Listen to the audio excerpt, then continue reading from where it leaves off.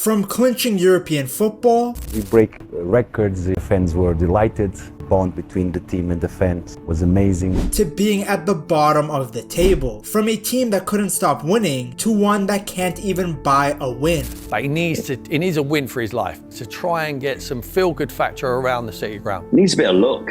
From scoring for fun Way through challenge. Oh! Shot! Oh Into the my top corner! to barely finding the net. What the hell happened to Nottingham Forest? In the 2024-2025 season, under Nuno Espirito Santo, Forest were electric. They went from being written off as relegation candidates to battling near the top of the Premier League. By January, they were sitting third in the table, level on points with Phase 8 Arsenal. The City ground was alive every weekend. Chris Wood was unstoppable, Alanga was speeding past every fullback, and Morgan Gibbs-White looked like one of the best attacking midfielders in the entire league. Forest played fearless counter-attacking football. Nuno had built something special, and the results showed it. By the end of the season, Forest finished 7th, securing European football for the first time in nearly 3 decades. For the fans who had endured years of struggle, this was the dream: a return to Europe, a manager they trusted, players they adored, and football that made them proud. Fast forward, and it's like everything changed overnight. Nuno is gone. Ange Postecoglou arrived in his place, bringing promises of attacking football and new ideas. But instead of progress, Forest have fallen apart. The team that once scored goals for fun now looks lost, flat, and short on confidence. The same players who looked unstoppable last year now struggle to string passes together. The goals have dried up. The defense, once so solid under Nuno, now leaks goals from everywhere like your local hooker. The energy, the belief, the spark, it's all gone. Fans who were celebrating European qualification now watch in disbelief as their team slips towards the bottom of the table.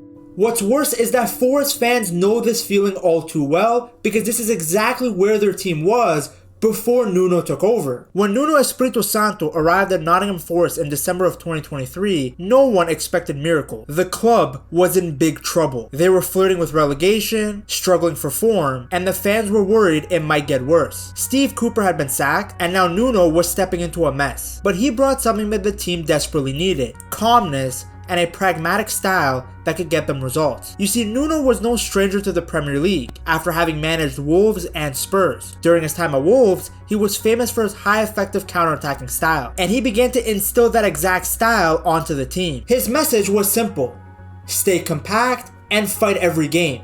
That's it. All he wanted to see was 100% effort, and he delivered within the first few weeks. His first 2 games in charge were wins: an away victory against Newcastle and a home win over Manchester United. That was actually Forest's first Premier League win over the Red Devils in 28 years. His pragmatic style had worked. Forest had been notoriously leaky at the back, but under Nuno they became far more structured and disciplined. He used a very compact 4-2-3-1 that allowed the team to absorb pressure and limit the space for the opponent. With how good they were defensively, fans felt something shifting. The City ground had energy again. Forest managed to survive that shaky 2023-2024 season. They finished 17th, just above the drop zone. It was far from flawless, but it was enough. More importantly, it bought time. Nuno had laid a foundation, so when July of 2024 came around, Forest were ready to change. Nuno got backing from the owner, and the club opened its wallet. In the 2024 summer window, Forest spent heavily, bringing in players to fit Nuno's vision. He wasn't interested in big names for show. He wanted the right names, players who would accept his demands, buy into his ideas, and work hard every day. One key signing was Nikola Milinkovic, a strong, experienced center back who added much needed solidity to the back line.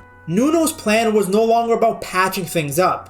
He wanted to take the team to the next level. Forest didn't always dominate possession, but they didn't need to. Nuno taught them how to pick their moments. They would stay organized, win the ball, then punish teams on the counter. His players pressed smartly, especially down the wings, forcing opponents into mistakes. Then when they won the ball, they didn't waste any time. Just a few quick passes and they were off. It was about turning defense into attack within seconds, catching other teams before they could recover. With wingers like Callum Hudson-Odoi and Alanga, this was very easy to do. Defensively, Forest were much better than before. In the 2023-2024 season, they were really bad at defending set pieces, conceding 22 goals from them. The next season, that number drastically dropped because they had Milinkovic and Murillo. These two guys were like two cubes, impossible to get by them. They reminded me of the twins from Breaking Bad. Then behind those guys was Matt Sells. At one point, he had the highest save percentage in the Premier League. His performance against Liverpool was legendary. You could tell the difference right away from the Forest team of the 2024 season versus the 2025 season. The panic that used to creep in during games slowly disappeared. The squad looked way more organized, calmer, and played with a lot more confidence. So as the season went on, everything started clicking. Wins became more frequent, and they didn't feel like luck anymore. You could see a real team forming. They were beating big clubs, and suddenly everyone was paying attention. A lot of credit must go to Nuno for that. Definitely, his man management is fantastic. A few months later, they beat United at Old Trafford. Though at this point, I don't know how much of an achievement it is to beat those guys. In September of 2024, they went to Anfield and beat Liverpool 1-0. Their first win there in decades. Yes! It's in from Callum Hudson-Odoi! It's a wonderful, wonderful break! And a marvellous finish from Hudson-Odoi! But Forest weren't just pulling off one-off surprises. They were consistent. Over the winter of 2025, they went on an incredible 6-game winning streak, something that the club hadn't done in decades. At one point, they were sitting third in the Premier League table. Imagine that. A team that everyone thought would barely survive relegation was now competing at the top of the table. The players started walking onto the pitch expecting to win. You'd feel like that too if you slapped a team 7-0 like they did against Brighton. The fans believed in them too. Teams that once saw Forest as an easy 3 points suddenly realized they were facing a serious, well-drilled side. Yet in the 2025-2026 season, all of it came crashing down. By September of 2025, just a few months after leading Forest to their best season in decades, Nuno was out of a job. First, the major news from the Premier League that landed late last night. And Nottingham Forest have sacked head coach Nuno Espirito Santo. Nuno was given a new contract in June, having guided Forest back into Europe for the first time in nearly 30 years. But cracks appeared in recent weeks, particularly with his comments about owner Evangelos Marinakis. His sacking shocked fans, pundits, and even the players. And I think it's a great shame, actually, for Forest. I think it's a great shame for Nuno. How could the man who turned Forest from relegation battlers into European contenders be gone so suddenly? Well, the truth is the problem wasn't what was happening on the pitch. It was what was going on behind the scenes. Over the summer, Nuno's relationship with the club owner, Marinakis, completely fell apart. It all began when Marinakis made what looked like a huge signing. A signing not on the pitch, but in the boardroom. He hired Edu, the former Arsenal sporting director, as the new global head of football for his football empire, which included not just Nottingham Forest, but Olympiacos and Rio Ave. Forest's official statement called Edu's arrival something they were very proud of. On paper, it looked like a smart move, a respected football executive with Premier League experience to help take Forest to the next level. But there was one big problem, and that was that Nuno didn't like the move at all. From the start, the relationship between Nuno and Edu was tense. Reportedly, they didn't click in their first meeting, and things only got worse from there. Nuno didn't trust Edu's methods or his inner circle, and he made his feelings clear both privately and publicly. The situation got so bad that Edu started staying away from the training ground altogether. According to The Athletic, behind the scenes, the environment got very toxic. In mid-August, Nuno finally went public with his frustrations. Speaking to Sky Sports, he said Forest had a major problem and that the team was very, very far from being ready for the new season. He talked about being worried and unhappy with how the club's transfer business was moving. Look, we are very far, very, very far from where we should be. We are very far in terms of preparation, in terms of planning, in terms of squads. He didn't mention Edu by name, but everyone around Forest knew exactly who he was talking about. The timing of his comments also created chaos. The interview was supposed to air later in the week, but when early clips came out, Forest scrambled to make big transfer moves. Within days, they signed Omari Hutchinson from Ipswich, plus Cali Muendo from Rennes, James McAtee from Manchester City, and Douglas Luiz from Juventus. It looked like the situation had calmed down, but tensions behind the scenes were still boiling. A week later, Nuno made things even more uncomfortable by admitting that his once close relationship with Marinakis had changed. Look, I always had a very good relationship with the owner. Last season was very, very, very close, almost daily basis. This season, not so well. The quote said it all. Marinakis, who had been extremely supportive of Nuno during the good times, was now siding with Edu. Forest had spent big money again, but Nuno's public criticism had embarrassed the club's leadership, especially Marinakis, who took the comments personally. Once he'd made those public comments about his relationship with Marinakis, he was always in danger. We've seen this at Olympiacos with Marinakis down the years. He's not a man that takes any kind of criticism lightly. The Athletic's reporting revealed how deep the politics at Forest had become. Nuno was represented by Jorge Mendes, one of football's most famous agents, who used to be Marinakis' main contact for transfers, but lately Kia Joorabchian had taken that role. He's now heavily involved in Forest's transfer business, and both Edu and Marinakis trust him. That shift in influence from Mendes to Joorabchian reportedly made things even more personal for Nuno. What should have been a normal working relationship between a coach and a football director turned into a battle of egos and pride.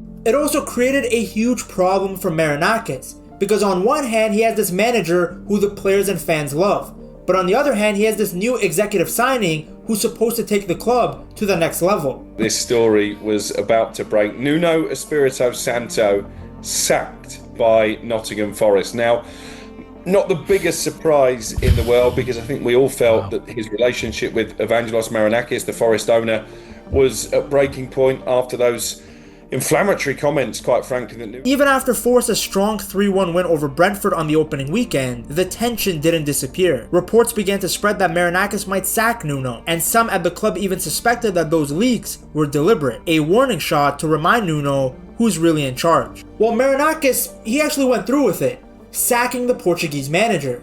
Just one day after Nuno's sacking, Forest announced their new manager, Ange Postecoglou. Marinakis wanted to show ambition, and hiring Ange was his way of doing it. The Greek-Australian coach came in with a strong resume, league titles in Scotland with Celtic, and of course a recent Europa League win with Tottenham. Considering he had led Spurs to their first major trophy in 17 years, there was still a lot of respect around his name. The connection between the two also made sense on paper.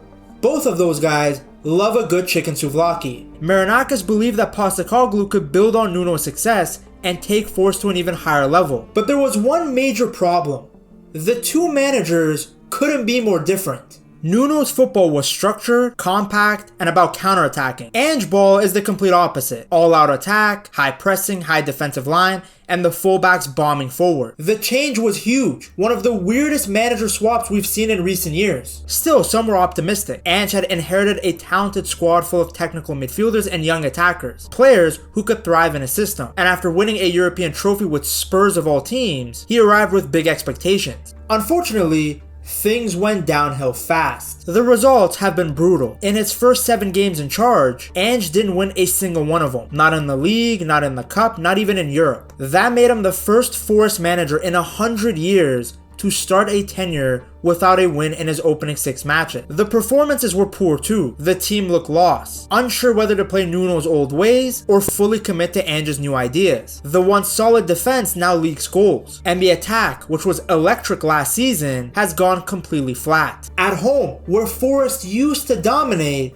they now struggled. Their first home European match in 25 years ended in a loss. The crowd booed at full time, and what should have been a night of celebration turned into one of frustration. The biggest problem is very simple. They just can't win games. After every draw or defeat, the pressure piles up. You can see the nerves on the pitch. Players second-guessing passes, missing easy chances, and defending like they don't trust each other. Ange insists he's calm, but when fans are chanting, "You're getting sacked in the morning" after less than a month in charge, it's hard to stay composed. Every game feels heavier than the last. Under Nuno, Forest were clinical. Under Ange, they can't finish. The team's scoring form has completely vanished. They dominate possession, take shots, but waste good chances. Against Sunderland, Forest had 65% possession and 22 shots, yet they lost 1-0. It's just who we are, mate.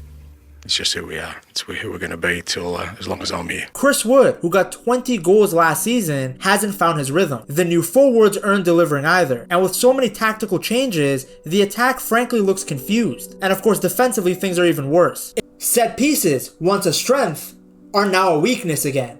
In their Europa League loss, they conceded twice from corners. The mood at the City ground has turned ugly. You got fans singing Nuno's name. Postecoglou tried to stay positive in his interviews, insisting that he needs more time, which is fair. What's wrong with something being hard?